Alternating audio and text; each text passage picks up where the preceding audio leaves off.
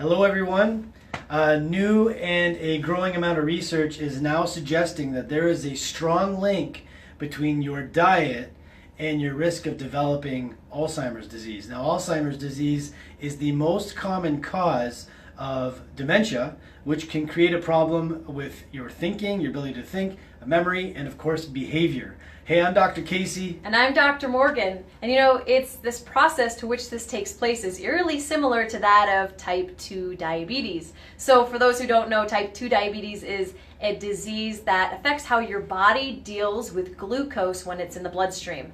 Right, and research published in the Journal of Alzheimer's Disease introduced a new disease, and they labeled it type 3 diabetes, or diabetes of the brain.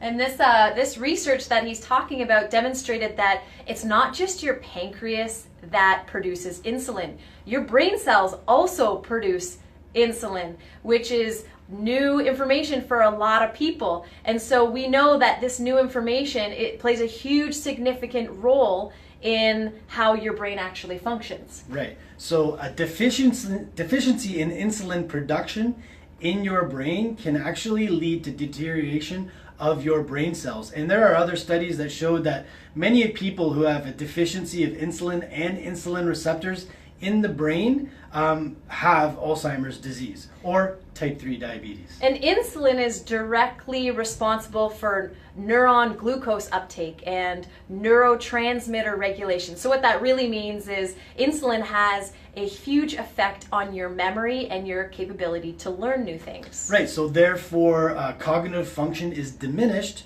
when insulin levels are diminished. And so what's key here is that there's research now showing that the same pathological process that paves the way to insulin resistance and diabetes, the same thing can be said for your brain. So what's important here? What does this all mean? This means that the overconsumption of sugar and grains, these are the things that lead to the condition of diabetes, and it can also lead to type 3 diabetes or Alzheimer's disease or diabetes of the brain.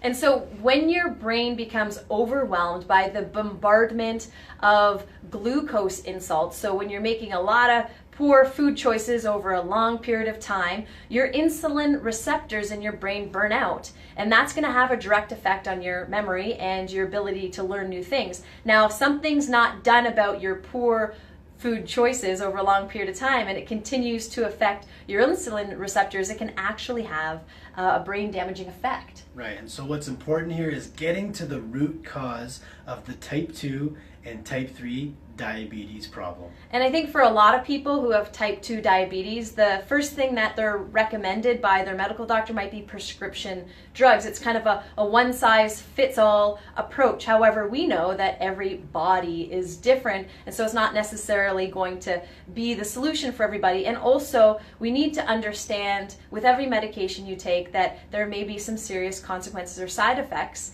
But really, let's take a look at this. What caused the diabetes in the first place was poor food choices over a long period of time. So why don't we start to look at that? Because the medication that you're taking is not going to address the physiological insult that those poor food choices have had on your body. So starting today, so that we have better memories and have the capability of learning, let's start to feed our body with foods that come from the earth. Absolutely. I hope you found this video helpful, and if you have, please share this video with someone else who needs to see this video. Like, comment. If you have a question, definitely put your question below. I'm Dr. Casey. I'm Dr. Morgan. And you're one step closer.